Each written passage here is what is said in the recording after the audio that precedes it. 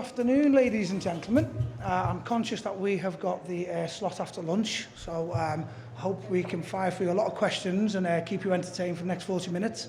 My name's Michael Howard. I'm the CEO and owner of Urban Bubble. We're a residential operator based up in Manchester, serving the country with build-to-rent schemes and leasehold schemes. I'll pass over to, firstly, and I'll introduce the session. Today we're going to fire through 6-7 questions, learning from the combined 40 communities in BTR over the last 7 years that myself and Urban Bubble and Greystar have launched. I'll pass you over to Todd, who'll introduce himself.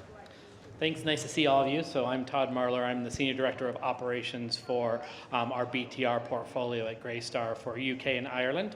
And we've got a great panelist, the team here that are going to speak to you today. We're really going to talk about the life cycle of our buildings and lessons learned that both our companies have learned together. So with that, I'm going to pass it over to them to introduce themselves. We're going to start left to right. Thanks, Todd. I'm Stuart Henshaw. I've worked for Urban Bubble for nearly 4 years now. I'm multi-city general manager for Manchester and Leeds. I'll pass you on to Louise. Hi everyone, I'm Louise Lawrence, Senior Mobilisation Manager in Urban Bubble. I've been with the company for 18 months now. Previous to that, I managed PBSA and mobilised student accommodation as well. Over to you. Hi, I'm Emily Brooke and I'm currently General Manager for our Bristol site, Boxmakers Yard for Urban Bubble. I've been with the company 2.5 years now. Hi, I'm Sophie Newman-Lau. I'm the Marketing Director at Greystar, overseeing our build-to-rent portfolio in the UK and Ireland. I came over to Greystar through the Fizzy Living transition, where I was Head of Sales and Marketing at Fizzy for 7 years. Good afternoon. Hope you enjoyed lunch. My name's Chris Payne, and I'm the Regional Operations Manager with Greystar, and been with them for 4 years. Afternoon, everybody. My name is Mandisa Carbo. I'm Technical Development Director at Greystar. I'm within the Development Construction team, and I support operations quite a bit in my role. Thank you. Great, thanks. So we're going to talk, like I said, through the life cycle of a building and ask some questions. And we've really asked our panelists to be as honest as they possibly can. So the first question that I have is, let's talk about design. And what have we seen that works really well in design? And specifically, if you can think about like the sustainability piece and the resident experience piece and how design affects that. I'll take it from here, Todd. Thank you very much. So I think the best ideas come from when we put the customer at the forefront of everything we do. So when we're designing developments from the very beginning, we're really thinking about what our future residents would want that to look like and what they want it to feel like. Across our portfolio, I think, and I think Chris will back me here, that gym and fitness spaces are the most popular amenities. But I think an emerging trend is co-working spaces, and we really need to look at the way that we work today. The old way of working is very much we stick in the same position, the same location, every single day, all week. And today we are in different positions each day, different locations, working with a variety of people day to day. And if we can apply this to the spaces that we live, work and play, I think that very much is the future. Just to add to what Sophie's saying as well, speaking from a technical perspective, some of the common trends that we're starting to see is about getting good building networks in your properties in terms of Wi-Fi to facilitate things like Internet of Things. As more, you're probably seeing out there residence apps. A lot of people are advertising residence apps. Such things are quite key. So when you have good building network, that sort of it kind of flows. So that's a trend that I'm seeing quite a lot as well and helps with the design of your building. And as Sophie was saying as well, things like co-working spaces, outdoor spaces. COVID kind of taught us a lot of lessons about outdoor spaces, and so residents can have somewhere to just go and relax, well-being, etc. Those are the sort of trends that I'm seeing. Great, thanks, Mandisa. Stuart, how about yourself? What have you seen from Urban Bubble's perspective? I think one of the areas that, especially at the Slate Yard and what Urban Bubble have developed over the last few years and worked in partnership with ParcelSafe, one of the areas, we had to change the mindset of our residents. We had the full 24/7 concierge, take parcels in, give parcels to our residents. So we went across to ParcelSafe beginning of 2021. And one of the challenges, again, from a behaviour, what the customers expected from a service point of view, to actually changing their mindset around going and collecting the parcels themselves, which ultimately gave more time for our teams to be there to give the great world-class service that we can give all our residents and grow the community. It took a bit of time, a little bit of challenges, a bit of teething, but when we got there, both it's second nature now, to be brutally honest with you. So it's definitely worked well, and we've got more time to continue growing the community. Great, thanks. Louisa. Yeah, so I oversee the folk co-living portfolio in Urban Bubble, and it does differ slightly to BTR, where in BTR, like Sophie and Stuart both touched on with the co-working spaces, it's even more important in co-living because the people choosing to live in those buildings are there for the community. They want to integrate with the wider community more so because their private spaces are much smaller and the amenities are larger. The co-working spaces in our co-living properties tend to be a lot bigger to accommodate the popularity, and also we do outsource the management of those spaces as well, so there is a commercial element to that and it can bring in additional income, so that's becoming increasingly popular now as well. Okay, so we've talked there about what the best ideas are, but we're still seeing probably them early stages, some of them, what are the worst things that we've seen, you know, maybe them early stage communities, the ones that we launched in 17, 18, 19. So the question which we didn't get any answers for in the preparation, and I'm sure you've got some, is, you know, what remain the common design issues being found at those early stages when we're looking at design of buildings? Chris, do you want to come in and see if there's anything you want to add there, or if anyone wants to pick that up? I think there's an appetite for larger square foot unit types. So we found that, and there's a common themes, I guess, around, you know, those second bedrooms potentially being a work from home space, as we've seen, you know, through the pandemic, lots of people working from home now. So I think we've seen that trend change. So, you know, again, for us, for operators, it's having the ability to be into the early conversations with construction and design around both the, you know, the square footage of units, but also unit types, you know, for the area that the buildings are being built. Okay, anybody else? Anything that we're seeing? One common trend that I still pick up on is people forget about the back of house spaces in buildings. It's extremely important to be able to operate an asset very well. You know, the things like maintenance doors, cleaners, cupboards, that sort of stuff. If you don't get that right, it makes the whole operational element very difficult. So yeah, that's one trend that I think I still pick up on people still forgetting. Okay, anybody from That's something I was going to, that's something I was going to touch on as well. Those elements tend to be forgotten. There's a lot of design in terms of aesthetic and amenity that goes into these buildings, and less so the practical elements that we then feel the pain for when it's not right during operation, and that's the back of house and the front of house space as well. Parcel stores not being designed in at all, or not being big enough, and even more so, more practically, metering systems, and do we have what we need to be able to gather the data we need going forward for sustainability, like was touched on earlier. That's more important, but not necessarily designed in from the beginning. Okay. Yeah, great. So it sounds like a common theme, that it's really important to get operations involved early on in the conversation around design and how we're approaching things. And there are a lot of lessons that we've learned along the way that I'm sure each one of you share with your teams as we go along. So now moving to the next kind of stage in the life cycle, we call it mobilization. And I'm not sure that everyone understands what that necessarily means. So I'm going to ask Louisa and Mandisa, given the roles that you play in the given companies, can you help define what is mobilization and why is that so important?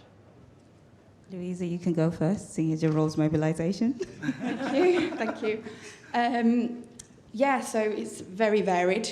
I think it probably incorporates a lot more than people realise. I always see myself as a project manager. Essentially, we project manage lots of people, departments, clients, stakeholders to input what they need to meet deadlines and ensure we've got a fully functioning property, PC, and one that can be operated efficiently. Our key milestones probably in Urban Bubble for the mobilisation process, we may have already got involved at the early stages with a design review and research, city reports, for example, giving insight into our target audience. And then the key mobilisation, the active mobilisation period is usually between 6 to 12 months. Typically, that's how long we would have to mobilise the whole building prior to PC. We would start with standardised output docs for our clients, so that would include a OPEX budget with a 10-year forecast and also a mobilisation budget for year one as well. It would include an ERV with a full unit-by-unit breakdown of the rents, the proposed rents. And in addition to that, we'd also produce a letting strategy and operation strategy. During the mobilisation period, we are spinning a lot of plates, there's a lot of moving parts, and we're heavily involved with working closely with different departments. So we get involved in the recruitment of the team, FM, IT, setup of systems, health and safety, everything that goes into operating a building before we've even recruited a team and a GM. Once they're on board and once we've PC'd a building, we would still be involved during the lease-up phase, during that period offering support to the site teams while they're busy working for lease-up. We would still be there from a mobilisation point of view right up to stabilised, which I think we're going to touch on later, how we define stabilised. But we would be involved from up to 12 months post-PC and potentially up to 12 months, pre-PC and post-PC. Thank you. So with mobilisation, some people always think of mobilisation as if it's when you're approaching PC and delivering that building. But Greystar, think about it from the design perspective, early doors. Operations are sitting with that development construction team, starting to input on ideas of the design of the building so we can capture lessons learned on stabilised assets. So that's when our mobilisation process begins. And similar to Urban Bubble, 6 months to 12 months before PC, we bring in our facilities team, our community managers. A lot of our buildings have complicated systems. We have energy centres that we're connected to. There's things around the building safety bill now that we need to consider, and our teams need to understand how their asset runs. So we bring them on board early doors. There's pre-leasing as well. We do a lot of pre-leasing, thinking about show flats and green routes and how we're going to bring residents into construction sites to come and have a look at what we're doing in there and whether they're interested in leasing up a property. So it's all that element. And then other aspects, utilities. There's a lot of, for those who've been involved in delivering a new building, working with utilities companies can be really tough, especially when they point to the wrong apartment, wrong meter to the wrong apartment, dealing with that aspect of things. Council tax, setting all that up as well, all those things. It's important to get involved early doors and walk that journey together. And then once you get to being operational after PC, it's just thinking about lessons learned, you know, as you approach stabilization, what worked, what didn't work, what systems have been installed into the building that don't work. Let's not do that again. And what marketing processes worked and didn't work so well. It's just thinking about all that and then feeding it back to the next project. So yeah, that's how Greystar approach mobilisation. Very similar to Urban Bubble, actually. Great. And I think just a message really to give out to the room is if you're trying to achieve an NOI, particularly in the modern day where 7 years ago it was 25%, that net operating income isn't achieved 4 months out from PC. It's achieved at REBA stage 2 and 3 by having an operator that takes that seat at the table on your DTM, looking after the resident and the operator viewpoint. Okay? That is the message to give out, and we've both, learned a lot over the last 6 and 7 years to do that.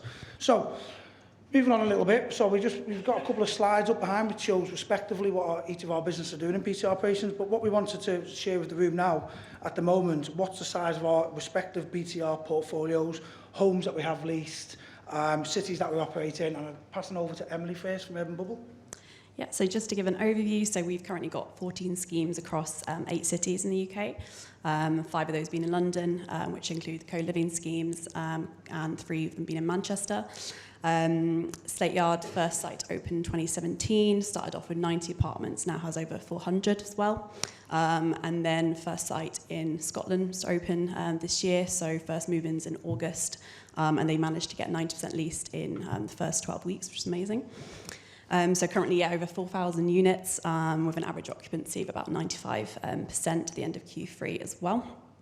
And then looking forward into the pipeline, what's happening in the next 18 months. So more in London, Cardiff, Brighton, Birmingham, additional as well.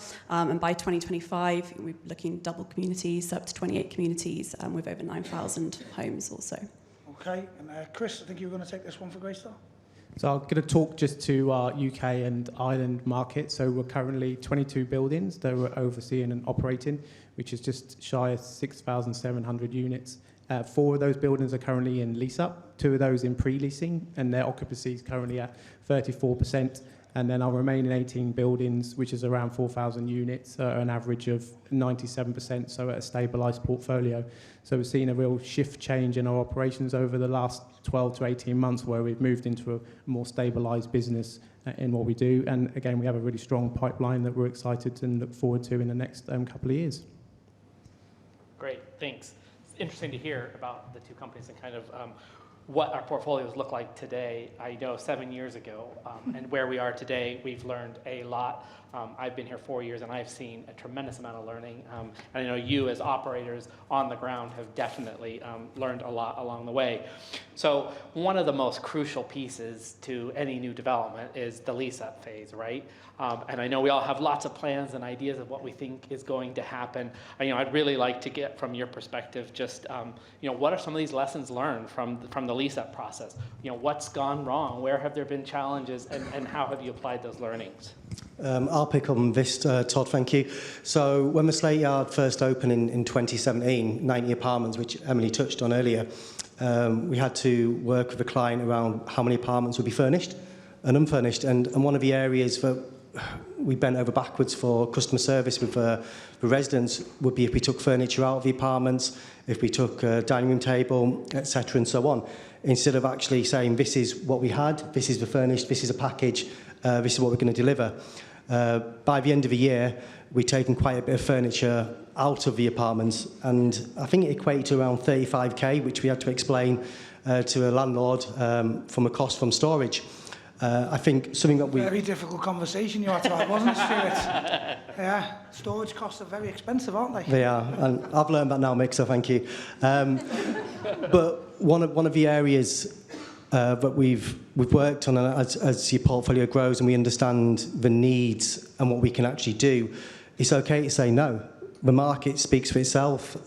People will still rent the apartments where it's furnished or unfurnished, and it's understanding what percentage you actually have of your apartments furnished. And I think we're pretty there now, around 95, 97% of all the apartments we get furnished. So we've learned from that mistake, and we move forward. So that's that one.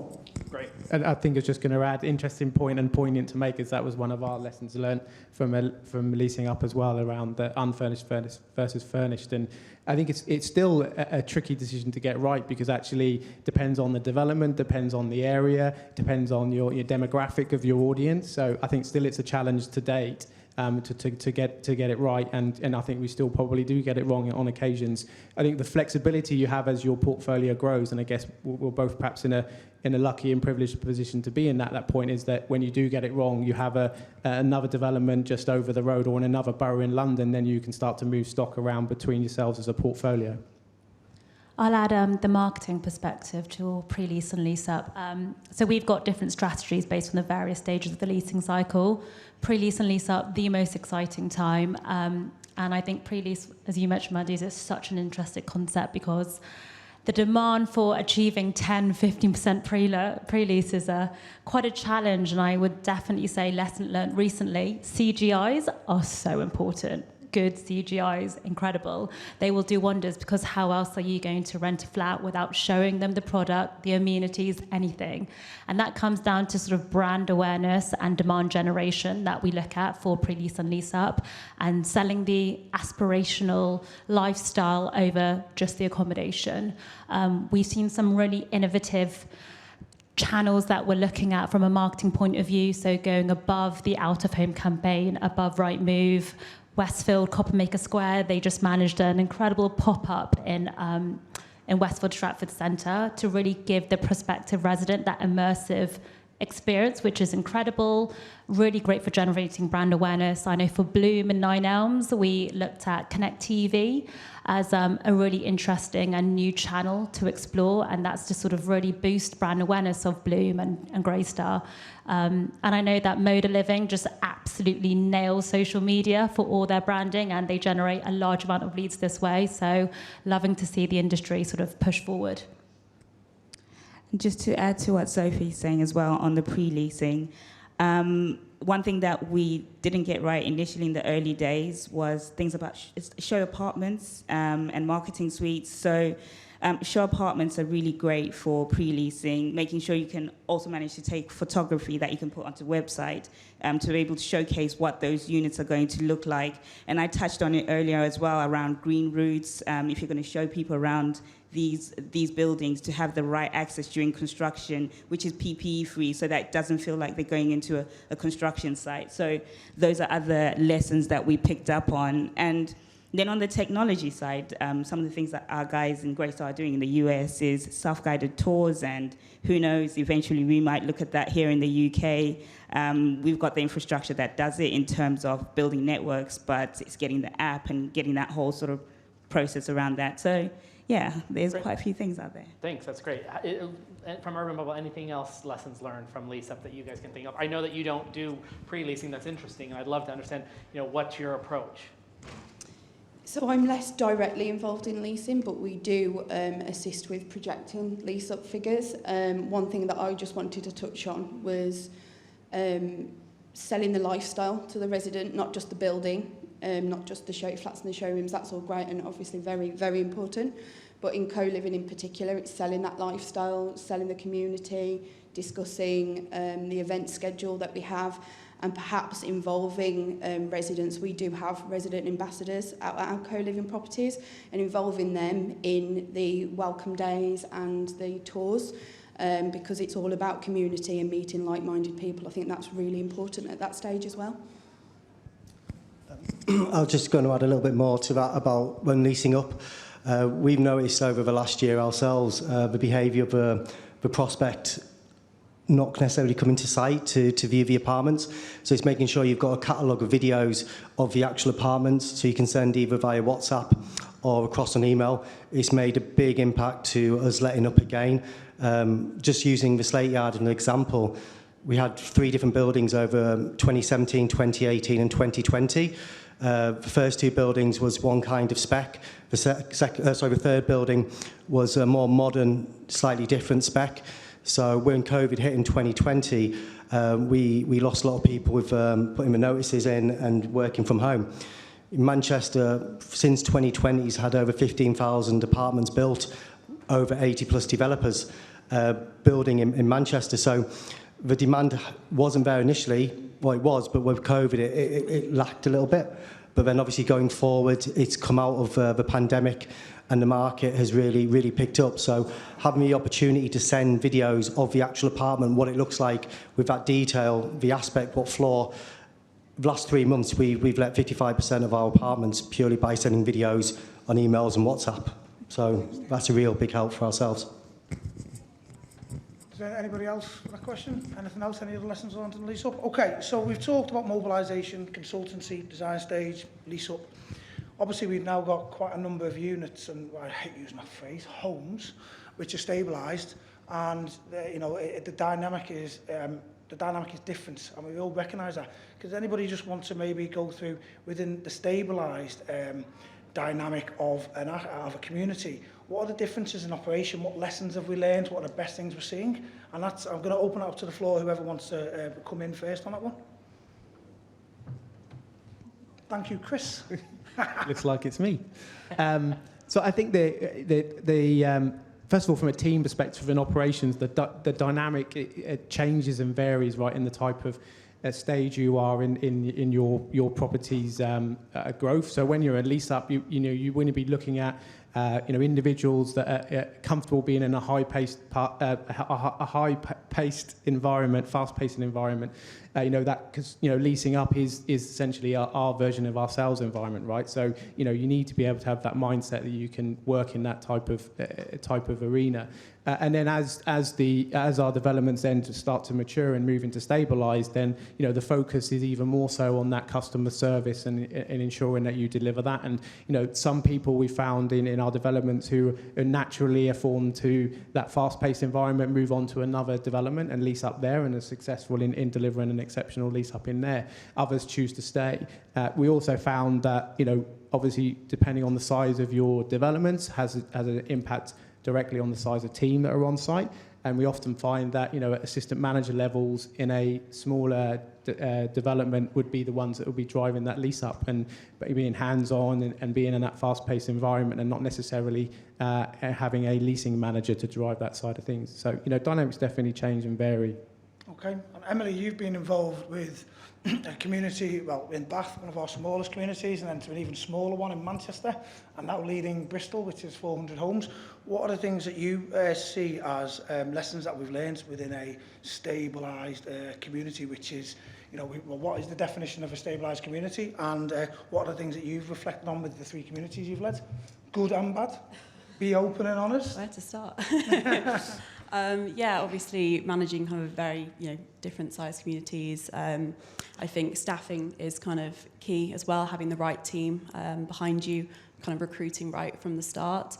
One of the sites I was managing, I was the only manager on site, and that was obviously something that was quite tricky because you're literally doing kind of everything from lettings management to facilities management.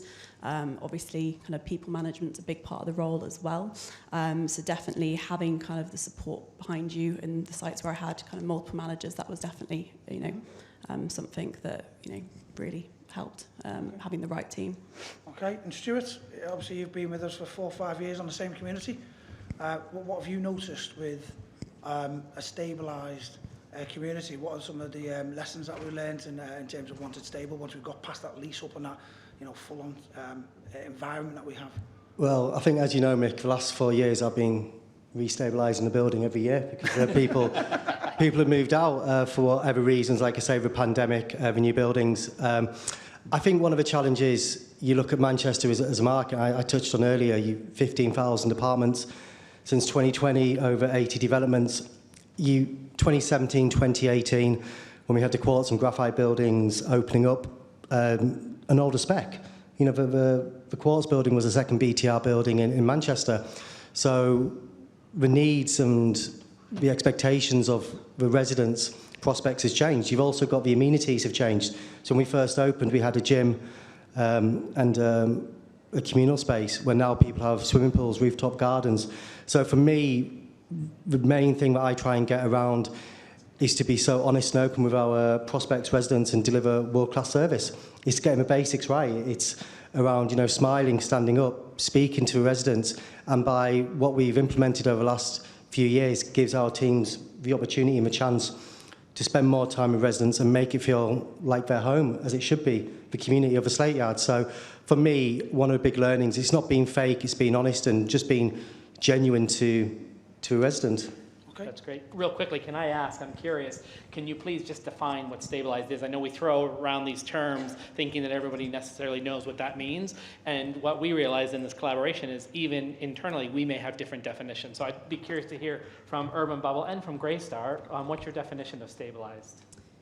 We usually define stabilised as a property that's reached optimal occupancy, depending on what target we've been set by the client, whatever we've agreed with our client. But there is no hard and fast rule, really. It really depends on the site and how well the site is doing. It depends on staffing and lots of operational input is given to that before mobilisation would step away and deem a site stabilised. One thing that I've learned is that handover period is really important. It's so easy to work alongside these teams for 6 to 12 months post-PC and assume that we all know where our responsibilities are and at what point we step away, but that's not always a given. So having a clear handover period and handover meeting when we fully step away from that site and leave it to our capable ops teams, that's probably the biggest lesson I've learned. Allude to it can vary from a client perspective, but generally in Greystar's terms, we'd identify stabilised asset being at the first time it reaches 97% occupancy. 97? Wow, okay. I just want to make one point, and we were talking, I think it's really important that we haven't raised it yet. We talked about different size of team in our developments and the challenges that has in a lease up and a stabilised. I think the other thing to be really important to mention is the background to what you give them from a support perspective around policies, procedures, brand standards, because for us to be the best we can and deliver that world-class service, the business needs to have the brand standards that identify that and supports the team to be at their best every time they're in. And that supports that bit, even when you're a singular person on an asset, having those brand standards, having those policies and procedures, having great systems that work, will make that multifunctional individual, perform at their best. Okay, guys, thanks. We're going to shortcut it to what we think we've only got 10 minutes left. So we're going to shortcut to thank you. So we're going to shortcut to our last question. And what we wanted the panel to do is give just what could we take away as a lesson that we've learned over the last 6 or 7 years operating in this, which was now a burgeoning sector. What can we take away? What each panel member can give the audience, we can take away in that lease-up mobilisation stage and from a stabilised community management. What are 2 things we can take away is what we've learned in the last 6 or 7 years? And I think we'll go left to right, if that's okay. And then we'll take questions from the floor. So have a think if there's any questions. So I'll talk about it from a technical construction, running a building perspective. The infrastructure that you put into your building is extremely important. I think we know how difficult it can be if your Wi-Fi goes down in your building, you don't have any water or heating, etc. The complaints that it can generate and the customers that you can lose from that. So having that infrastructure that goes in and getting the input from operations on how this infrastructure will be run and making sure you have the right maintenance contracts from day one and it's maintained properly, etc. I see is as extremely important. Okay. Are we doing both lease up and stabilise? So one for lease up, one for stable. If there's anything different, so it's up to you. Yeah, that's what we'd go with. So from a lease up perspective, going with the intent of building that sense of community from the beginning. Often it's lost when you're in that fast-paced environment and driving your sales and leasing velocity, you forget to build that community. So really do that with intent. Thinking about, even as simple as the first units that you open up from an availability point of view, have it in certain floor levels so that you've got a neighbour when you're moving in as soon as possible in your life journey with that community. And then from a stables perspective, not that I'm cheating to look for an easy answer, but actually it's the same thing. Continue that focus on building that sense of community, but think about it from a diversity and inclusivity point of view, not just with your own community within the building, but reach out to the community that you're actually in. We have a responsibility and a really important role to play in continuing branching out to the community that we're in, whether that be through charity work, volunteering, local businesses and networking, and bring them into your community and having a real partnership in those local areas. I'm going to cheat too and say, I think what I've learned over the past sort of 7-8 years is that build to rent is a customer-focused industry above anything else across lease up and stabilisation. And in stabilisation, yes, community is so important, and every single conference we talk about community, but it's so much more than putting on events to celebrate Halloween or Valentine's Day. It's genuinely forming a sustainable community that your residents feel part of. People feel happy when they belong. I think that's a Taylor Swift quote.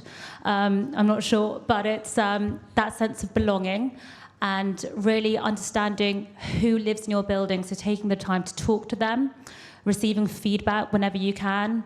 And, at Fizzy, we were at a level where we knew everyone's name that walked through the door. We knew that Dog Milo liked salmon treats, so we knew that Ben in flat 51 liked 1 sugar and milk with his cup of tea. But knowing that level, we were able to deliver that customer service level that we all want to achieve in build to rent, and good customer service pays. Yes, I would say in leasing up, it's making sure we train the team in all areas. Obviously, within these operations roles, there's a lot of kind of cross between each of the roles. So it's ensuring that each member of staff knows kind of what each department's doing. They know everything about the site prior to PC, because then it suddenly hits a very busy period. And if they don't have that knowledge, then that's when it's harder to retain staff, and that's when the kind of pressure kicks in if we're obviously staff turnover. I would say when we're kind of a stable site, it's making sure we're kind of constant communication with our residents. We know that when kind of there are issues with maintenance issues, we're waiting on parts. It's that constant communication to make sure we're reminding residents that this is one of the kind of benefits of having the service. So just making sure we're constantly communicating. Okay. Well, I was going to touch on kind of overlaps with what Sophie and Emily have both spoke about, but it seems an obvious one, but communication is key for me, and that's across all stages. So during mobilisation, that's making sure that the mobilisation plan and level of responsibilities is communicated with everybody involved, even if you think they don't have a part to play in that individual task. I think just making sure that everybody is aware of every step of that mobilisation plan is so important. But also receiving feedback as well, having that communication coming back to you and learning from that so that we can improve going forward. So as I'm overseeing the Folk Co-Living portfolio at the moment, we're operational with 2 of our schemes and about to PC a 3rd in February, and we are already starting that lessons learned process and having sessions with internal departments and stakeholders and clients to get feedback on how we can improve mobilisation for the next property. And that links into stabilised assets as well, and getting feedback from our residents and making sure our residents are happy. So the residents of our 2 operational schemes, what do they value in those schemes? What would they like to see differently so that we can make sure that that's inputted into the new building? Thanks, Louise. I think the panel's touched on a lot around communication and customer service, which is a given, and I think that's why we're being so successful with the 2 companies. I'm going to touch on it slightly differently around the mobilisation to the leasing up, to stop any headaches or pains, making sure when the building's handed over to you, when you start leasing up, make sure you've got your energy data, your addresses, all that information correct, because that can cause you so much pain down the line. So it might seem like a basic and a given, but really to make sure you've got all that information correct. I think from a stabilised point of view, I think, again, you've got your customer service, your communication with your residents. We can review our processes and become sharper, more efficient and slicker so that we make it more efficient for both our teams on the floor, on the ground, and make it simpler and easier for the prospect resident moving in and renewing. So that's an area that I would look at progressing and developing. Great, thank you guys. I mean, obviously we've got a lot of expertise sitting here before us, and listening to each of you talk, I'm really struck by just how much information I'm sure each one of you have about BTR, multifamily, how to operate these assets and do it well. So I would love to open it up to the floor, because I'm sure there are people sitting out there that have some questions of this amazing panel. Is there any questions that anyone would like to ask? Okay, we've got one there. Hi there, yeah. It was just a quick question for everyone on the panel. Everyone has mentioned the lease-up being the most important stage. And do we see a day where we can do that solely in-house, or is there always going to be a need for estate agents' involvement to assist with the lease-up? Well, there's probably some estate agents in the room, so we probably should say there's always a place for an estate agent. Just remind a panel that we're cheering and answering. So. Yeah. So at Fizzy, we didn't use any agents, and all the leasing was done in-house. But we were obviously very early on, and now that we've moved into Greystar, I definitely do see the added expertise, and it is a really intense period, and I think when we are trying to achieve X amount of leases per month, and in line with the absorption rate that we're all set, having agents definitely do assist, but perhaps in the future, but I don't want to say too much. I think from Urban Bubble, and especially the Slate Yards point of view, again, it's all done in-house from a team, and we do focus a lot on the leased up side to hit your targets sooner, quicker. However, from a service point of view, they can put a face to the team members on side of the community, so you build that rapport and that relationship with the site team, so that when it comes to renewals, when it comes to chit-chat, questions, anything. They've already got that rapport, so they feel comfortable in coming to you. So from my point of view, that's why it works with being in-house. Thanks. I know we have another question over here. Yeah, great panel, great insights. I have a question for the whole panel. When you're doing new designs, BTR projects, how do you try to find out what the customer really wants? Do you run any surveys? Do you do focus groups on layouts, open kitchens, finishes, coloring, etc.? So yes, we do. So yeah, customer insights is really important. So we do focus on that to try and get the product to the audience and what we're looking for. So we do that before each of our developments. And I think the other point we've all raised on the panel just around that lessons learned as well is also really important. So take that pause and stop after you've been successful on one development, you're about to open another one. What were the lessons learned? And that includes that design and the makeup and the construction. Great. Unfortunately, we're out of time. As we're leaving, I just want to thank everybody on the panel again for taking time to speak to us about the lessons that you've learned as you've been operating over the last 7 years in the UK and Ireland. So thank you, guys.